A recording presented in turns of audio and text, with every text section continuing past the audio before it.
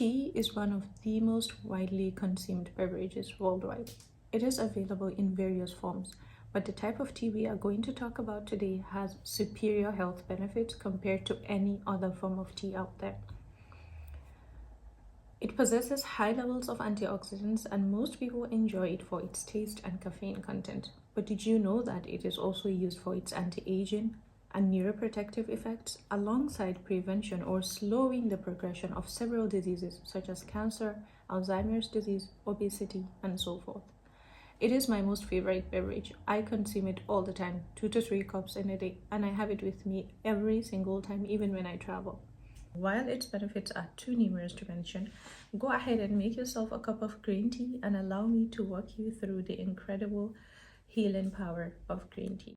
Watch until the end of this video to find out how I use green tea and how it changed my life.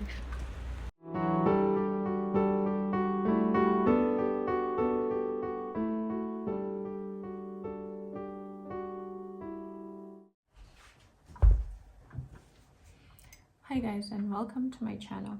So we know that tea is generally made from the Camellia sinensis plant, which we usually make 3 forms of tea from the same plant: black tea, oolong tea, and green tea.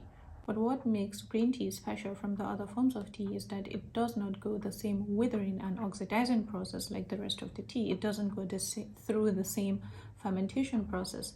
So this prevents it from oxidizing, and this helps in protecting all the vital polyphenols, which we will be talking about today. So walking you through my top 5 favorite things about green tea, starting from number 5. Did you know that green tea prevents or it slows photoaging? Now, photoaging is what happens to your skin after prolonged unprotected exposure to sunlight. The UV rays from the sun speeds up the natural aging process in the exposed skin, causing wrinkles, hyperpigmentation, and can sometimes lead to skin cancer. Green tea is an abundant source of polyphenols, and these polyphenols, hold on to them because we're going to get back to them. These polyphenols, they have a great deal of anti-inflammatory, anti-wrinkle, and antioxidant effects. In one study involving 18 individuals, these 18 individuals were divided into 2. One group were given green tea extract to apply to their skin prior to UV radiation exposure, while the other group was given just plain placebo. And then after exposure to radiation, all their skins were tested, and the biopsy result shows that the group that had green tea pre-treatment showed significantly less number of cells with sunburn compared to the control group. So does that mean we can use green tea as a sunscreen? I don't know about that, but let's move on to number 4. Green tea slows down the progression of cancer. Remember those polyphenols we talked about? Well, it has been suggested that they inhibit cancer development and growth by preventing cell damage based on their antioxidant and anti-inflammatory properties. It was observed that after using a pre-treatment of green tea extract for 20 hours before exposure to oxidative stress, cell viability was increased and the production of free radicals was reduced compared to controls. That is, compared to other people that weren't given this prior to that exposure.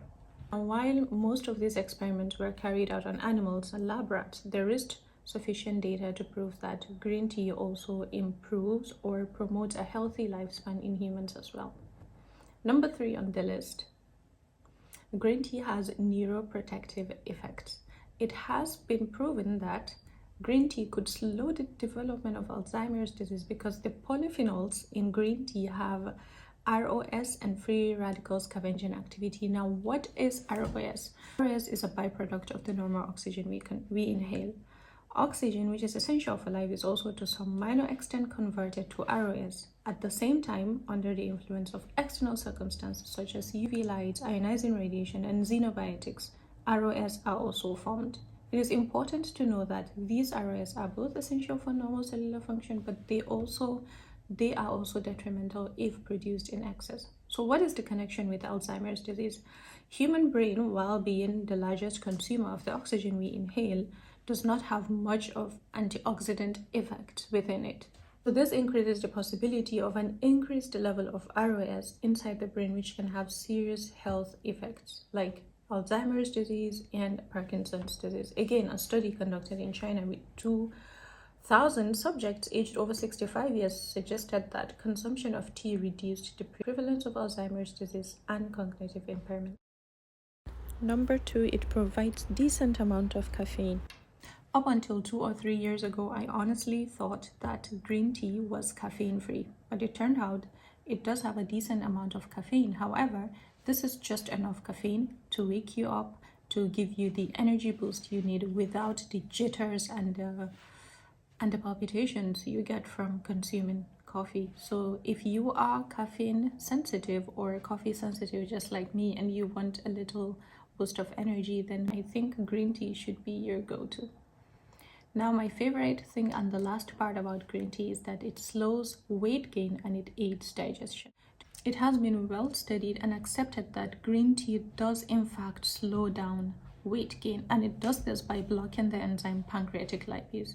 Now, this enzyme pancreatic lipase is the enzyme responsible for breaking down the complex fat we consume into a more simple and digestible form. So by inhibiting pancreatic lipase, green tea prevents the absorption of excess fat, and therefore it prevents you from gaining weight. It does not necessarily cause you to lose weight, the weight you already have. Green tea might not make you lose weight, but it will certainly prevent you from gaining more weight. And my favorite thing about green tea, which I did not even find enough scientific research done on this regard, is that it aids significantly with digestion. To tell you the truth, this is how I discovered green tea. I think about 10-12 years ago, I accidentally came across an article claiming that green tea helps with digestion, and I decided to give it a try because I have digestive health problems. And as soon as I tried it, and it literally worked magic, I never looked back.